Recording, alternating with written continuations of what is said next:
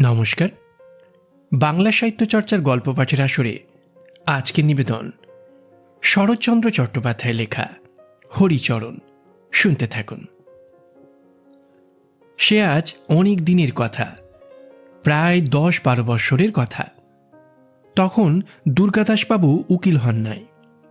দুর্গাদাস বন্দ্যোপাধ্যায়কে তুমি বোধহয় ভালো চেনো না, আমি বেশ চিনি। এসো তাহাকে আজ পরিচয় করিয়া দিই। ছেলেবেলায় কোথা হইতে এক অনাথ পিতৃমাতৃহীন কায়স্থ বালক রামদাসবাবুর বাটিতে আশ্রয় গ্রহণ করিয়াছিল। সকলেই বলিত ছেলেটি বড় ভালো, বেশ সুন্দর বুদ্ধিমান চাকর। দুর্গাদাসবাবুর পিতার বড় স্নেহের ভিত্ত। সব কাজকর্মই সে নিজে টানিয়া লয়। গরুর জাপ দেওয়া হইতে বাবুকে তেল মাখানো পর্যন্ত সমস্তই সে নিজে করিতে চাহে। সর্বদা ব্যস্ত থাকিতে বড় ভালোবাসে। ছেলেটির নাম হরিচরণ। গৃহিণী প্রায়ই হরিচরণের কাজকর্মে বিস্মিত হইতেন, মধ্যে মধ্যে তিরস্কারও করিতেন। বলিতেন, হরি, অন্য চাকর আছে, তুই ছেলে মানুষ, এত খাটিস কেন? হরির দোষের মধ্যে ছিল সে বড় হাসিতে ভালোবাসিত। হাসিয়া উত্তর করিত, মা, আমরা গরিব লোক, চিরকাল খাটতেই হবে, আর বসে থেকেই বা কি হবে? এইরূপ কাজকর্মে সুখে স্নেহের করে হরিচরণের প্রায় 1 বৎসর কাল কাটিয়া গেল। সুরো রামদাসবাবুর ছোট মেয়ে। সুরোর বয়স এখন প্রায় 5-6 বৎসর। হরিচরণের সহিত সুরোর বড় আত্মীয় ভাব দেখা যাইত।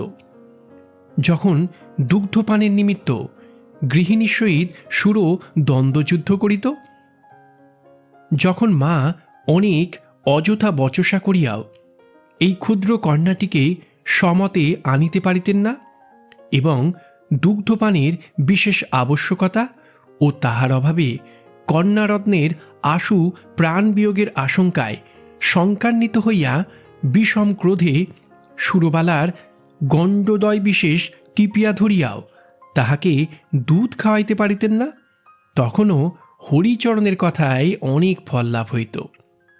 যাক, অনেক বাজে কথা বকিয়া ফেলিলাম। আসল কথাটা এখন বলি, শোনো। না হয় সুরো হরিচরণকে ভালোবাসিত। দুর্গাদাসবাবুর যখন 20 বৎসর বয়স, তখনকার কথাই বলিতেছি।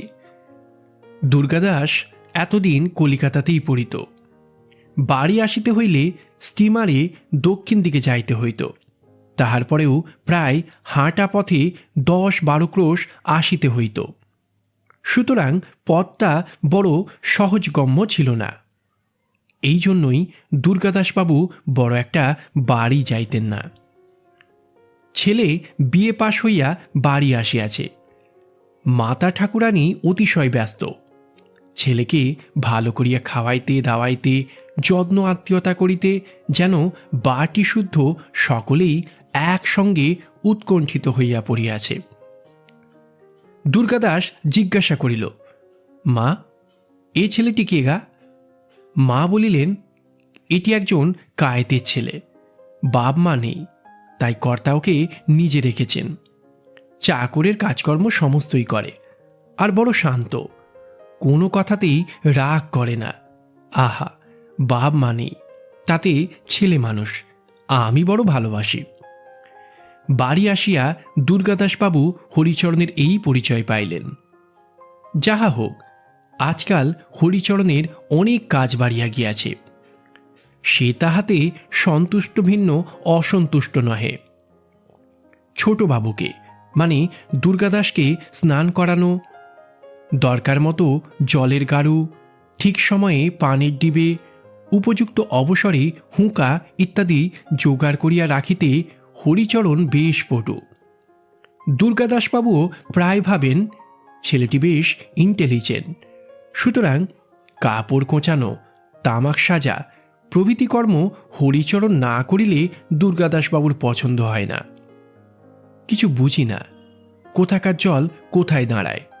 মনে আছে কি, একবার দুজনে কাঁদিতে কাঁদিতে পড়ি বড়ই দুরূহ তত্ত্ব। আমার বোধহয় সব কথাতেই এটা খাটে। দেখেছ কি, ভালো থেকে কেবল ভালোই দাঁড়ায়, মন্দ কি কখনো আসিয়া দাঁড়ায় না? যদি না দেখিয়া থাকো তবে এসো, আজ তোমাকে দেখায় বড়ই দুরূহ তত্ত্ব। উপরিউক্ত কথা কয়টি সকলের বুঝিতে পারা সম্ভব নয়, প্রয়োজনও নয়, আর আমারও ফিলোসফি নিয়ে ডিল করা উদ্দেশ্য নয়। তবুও আপোষে দুটো কথা বলিয়া রাখাই ক্ষতি কি?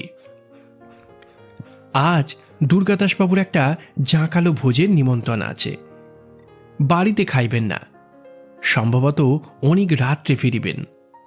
এইসব কারণে হরিচরণকে প্রাত্যহিক কর্ম সারিয়া রাখিয়া শয়ন করিতে বলিয়া গেছেন। এখন হরিচরণের কথা বলি।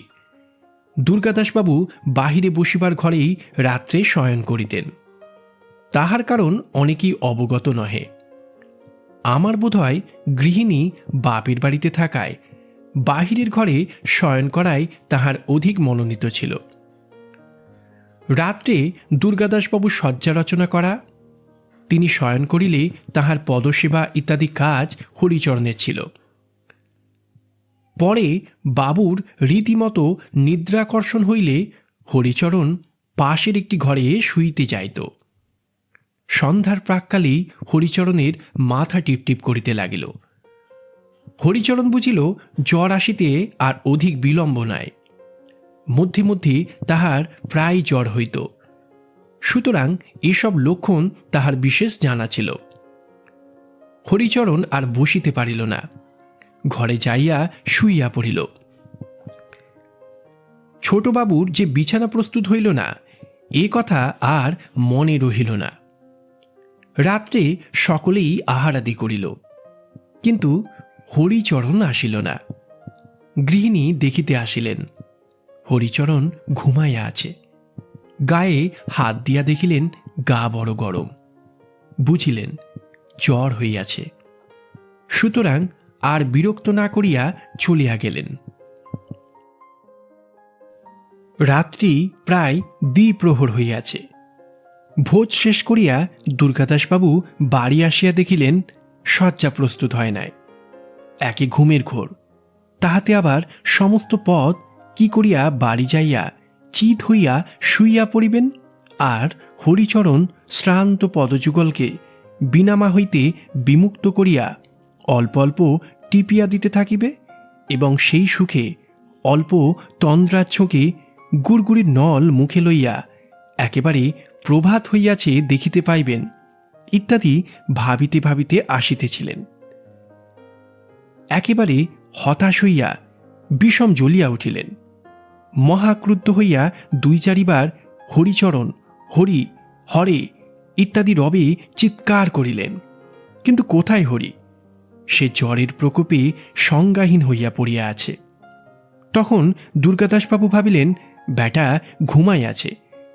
ঘরে গিয়া দেখিলেন বেশ মুড়ি দিয়া শুইয়া আছে। আর সহ্য হইল না।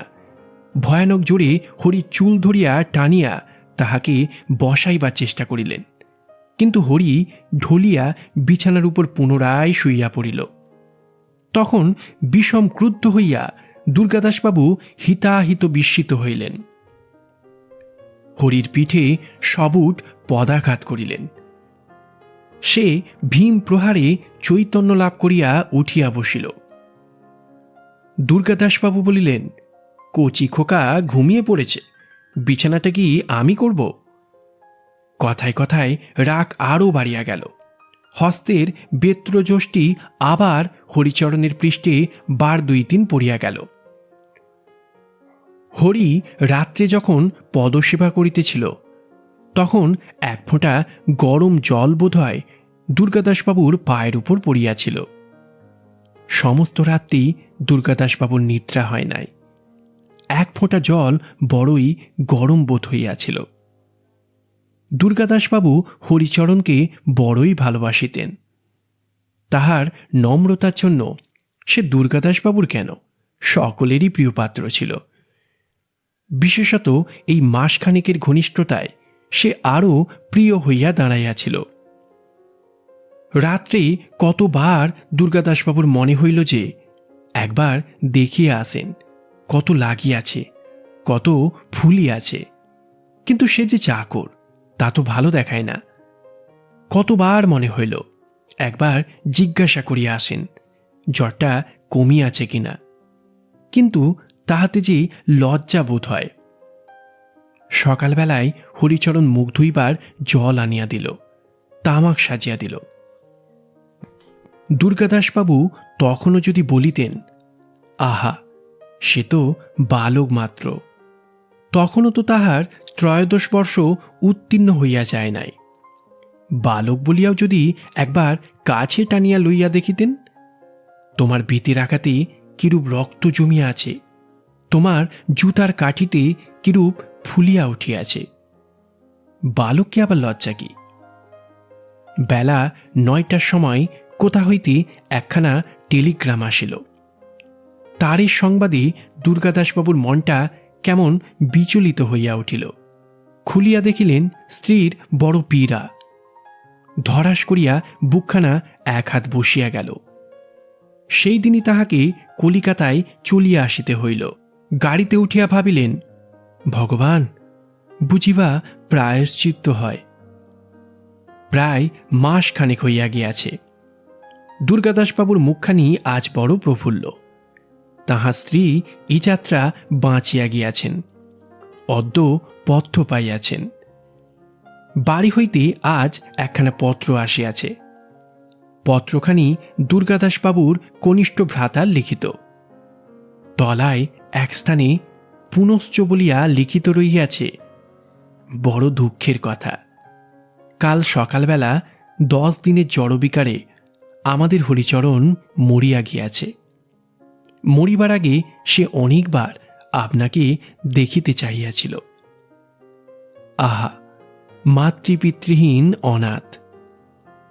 ধীরে ধীরে দুর্গাদাসবাবু পত্রখানা শতদা ছিন্ন করিয়া ফেলিয়া দিলেন। শরৎচন্দ্র চট্টোপাধ্যায়ের গল্প হরিচরণ। আমাদের গল্প পাঠ ভালো লাগলে সঙ্গে থাকবেন। সবাইকে ধন্যবাদ।